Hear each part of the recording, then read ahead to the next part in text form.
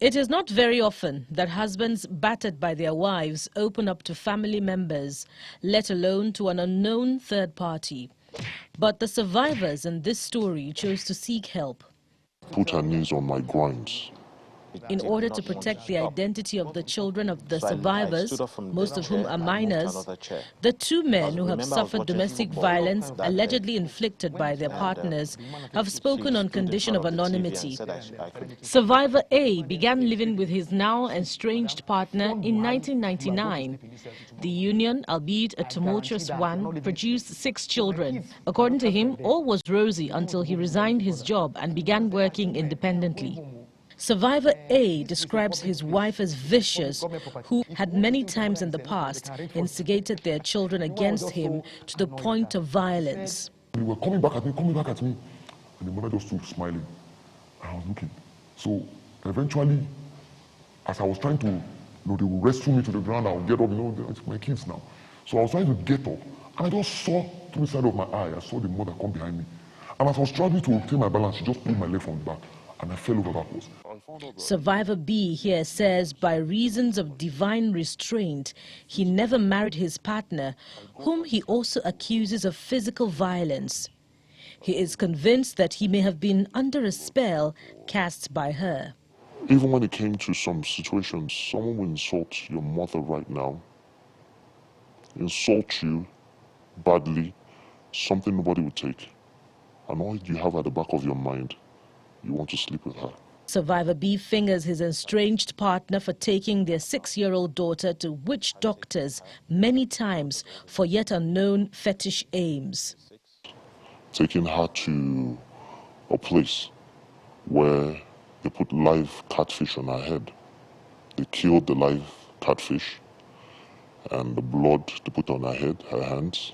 Through his ordeal, Survivor A documented a body of evidence showing his injuries from domestic violence allegedly perpetrated by his wife. Experts have identified intimate partner violence to be about the tendency of one spouse to wield control over the other. The Executive Secretary of the Lagos State Domestic and Sexual Violence Response Unit says it is also about patriarchy. Patriarchy is everybody's enemy. Patriarchy is not just an enemy of women. It's the fact that, one gender is superior to the other, and a gender here now, the boy or the man, is not able to express himself. So that even when he's feeling abused, if his spouse is abusing him physically, emotionally, or otherwise, patriarchy, shame, the society will not allow him to come and speak out. Survivor A sought help from the DSVRT. How did his quest turn out? I went to complain. They are telling me I should pay for your phone call because you made a phone call to call somebody I came to complain about. I think they see more opportunity for themselves in helping women. The Executive Secretary of the DSVRT responds to the allegations of gender bias and levity leveled against welfare officers under her unit. I know that there's no system that is perfect, right? But I think that we need feedback to improve on our services.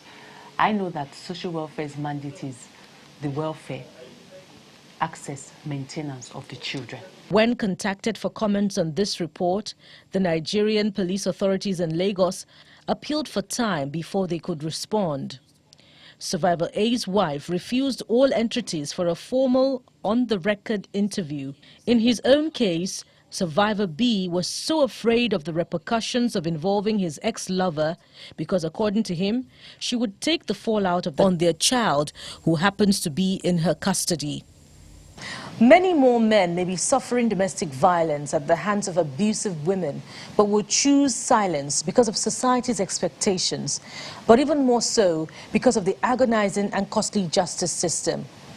Amid all these, the stark reality is this: intimate partner violence knows no gender, and ultimately, a house divided against itself cannot stand. Bukola Samuel Wemimo, Channels Television News.